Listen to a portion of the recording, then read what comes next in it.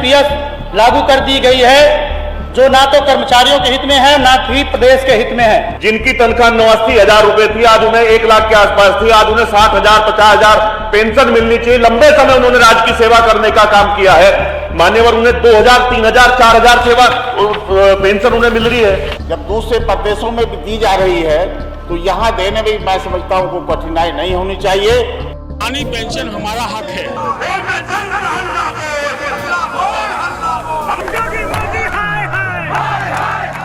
अगर आप उत्तर प्रदेश के सरकारी कर्मचारी हैं या आपके परिवार का कोई सरकारी कर्मचारी है या फिर आप सरकारी नौकरी की तैयारी कर रहे हैं तो ये खबर आपके लिए बेहद जरूरी है। दरअसल उत्तर प्रदेश की सरकार ने ये साफ कर दिया है कि यूपी में पुरानी पेंशन स्कीम यानी ओपीएस लागू नहीं की जाएगी। सरकार ने उत्तर प्रदेश विधानसभा सत्र के दौरान समाजवादी पार्टी की तरफ से पूछे गए सवाल में ये कहा है कि फिलहाल सरकार की ऐसी कोई योजना नहीं है जिसमें वो पुरानी पेंशन स्कीम की बहाली करे। सरकार ने दावा किया है कि जो नई पेंशन स्कीम है वो कर्मचारियों के लिए ज्यादा लाभकारी है। दरअसल उत्तर प्रदेश में समाजवादी पार्टी लगातार पुरानी पेंशन बहाली की मांग कर रही है और इसी को लेकर के सदन में एक सवाल किया गया। इसको समाप्त कर शोषणकारी व विभेदकारी नई पेंशन व्यवस्था एनपीएस लागू कर दी गई है, जो ना तो कर्मचारियों के हित में है, ना ही प्रदेश के हित में है। कर्मचारियों के सेवानिवृत्ति होने के बाद एनपीएस के तहत 1,000 से 4,000 रुपए तक की पेंशन प्रदान की जाती है, जिससे वे अपना जीवन यापन करने में परेशानियों का सामना करना पड़ रहा है।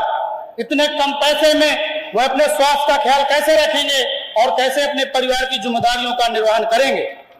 यहाँ जो कर्मचारी आपकी और हमारी सदैव सेवा में तत्पर रहते हैं, यह उनसे जुड़ा हुआ बहुत ही महत्वपूर्ण प्रश्न है। माननीय मंत्रियों, माननीय सांसदों, माननीय विधायकों और पूर्व विधायकों को पुरानी पेंशन दी जाती है, उसी प्रकार से शिक्षकों और राज्य कर्मचारियों को पुरानी पेंशन क्यों नहीं दी जा रही है। भारत के 5 राज्य राजस्थान, छत्तीसगढ़, झारखंड, हिमाचल प्रदेश, पंजाब में पुरानी पेंशन बहाल कर दी गई है और कर्नाटक में बहाल करने की तैयारी। तो आपके यहाँ क्या दिक्कत है? कर्मचारी तो आपका भी वोटर हो सकता है, हमारा भी हो सकता है। क्या इस पे सरकार गंभीरता से विचार करेगी?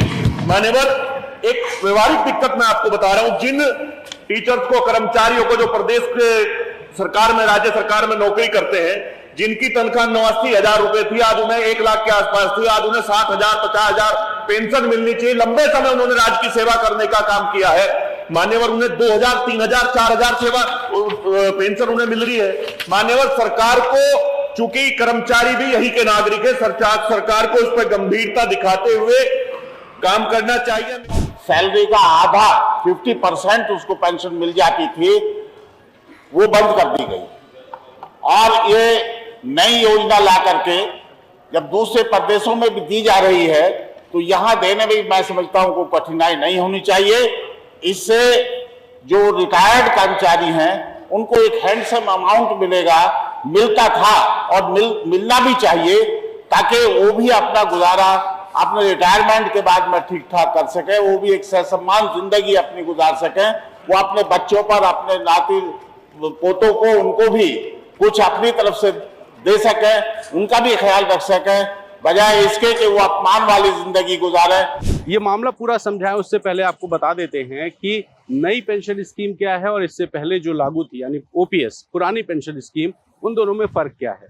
दरअसल सरकार अपने कर्मचारी के जब तक वो काम करता था तब तक उसको सैलरी देती थी और रिटायरमेंट एज से लेकर उसकी जिंदगी भर एक सामाजिक दायित्व निभाते हुए उसको पेंशन के तौर पे उसकी सैलरी का आधा हिस्सा हर महीने दिया करती थी।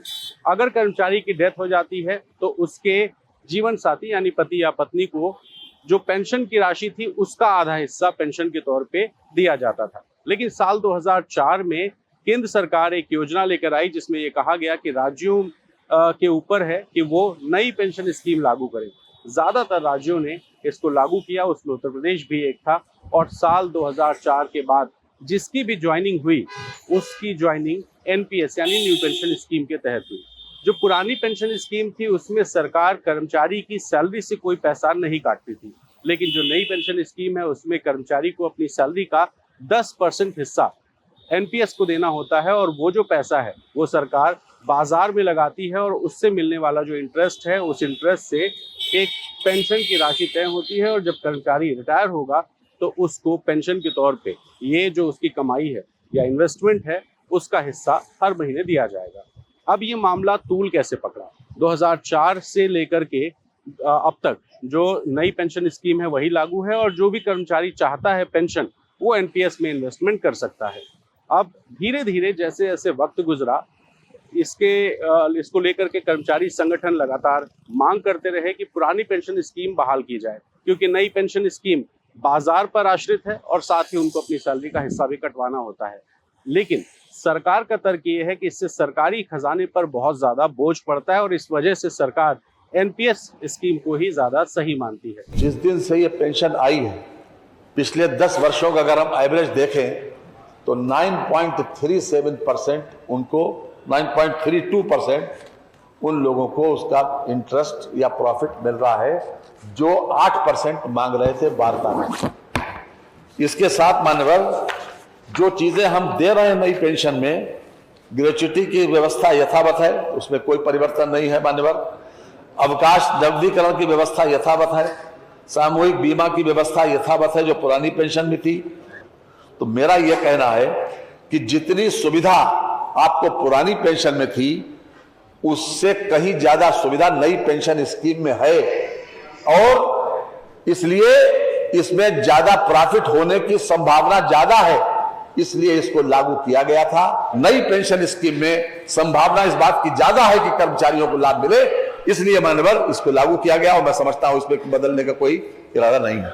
उत्तर प्रदेश समेत देश के कई राज्यों में एनपीएस को हटा करके ओपीएस यानी ओल्ड पेंशन स्कीम लागू करने की मांग कर्मचारी संगठनों की तरफ से की गई और जब से कांग्रेस विपक्ष में है, कांग्रेस ने इस मामले को एक चुनावी मुद्दा बनाने के लिए कई राज्यों में अपने घोषणा पत्रों में ये कहा कि वो अगर सत्ता में आती है तो वो ओल्ड पेंशन स्कीम लागू करेगी और इसी वजह से हिमाचल प्रदेश में कांग्रेस की सरकार बनने पर वहां इस स्कीम को लागू किया गया।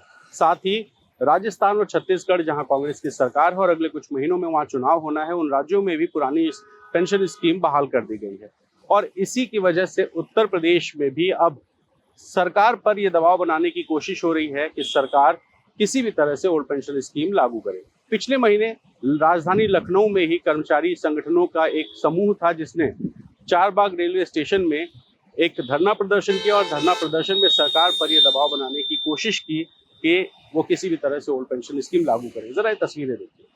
भाई विधायक ले रहे हैं, सांसद ले रहे हैं, मंत्री ले रहे हैं, सब ले रहे हैं, तो हमारे अध्यापक और हमारे कर्मचारियों को मिलनी चाहिए। अगर हमको पेंशन नहीं मिलेगी तो सरकार को सत्ता में रहने का कोई अधिकार नहीं होगा। हमारे मोदी जी और योगी जी ये सुन लें, जो आपने गंदा किया है तो सफाई आपको ही करनी पड़ेगी। उत्तर प्रदेश के 22 के चुनाव में आईना दिखाया है। पुरानी पेंशन अगर हमको नहीं दी गई तो हम यहीं पर सर पटक पटक कर जान दे देंगे।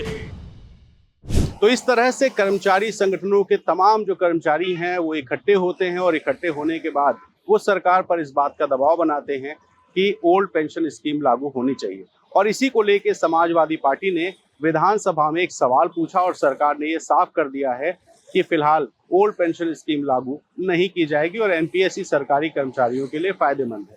सरकार ने ये कहा है कि जो 2005 का फैसला है यानी 2004 में ये फैसला हुआ था, इसको इम्प्लीमेंट 2005 में किया गया था।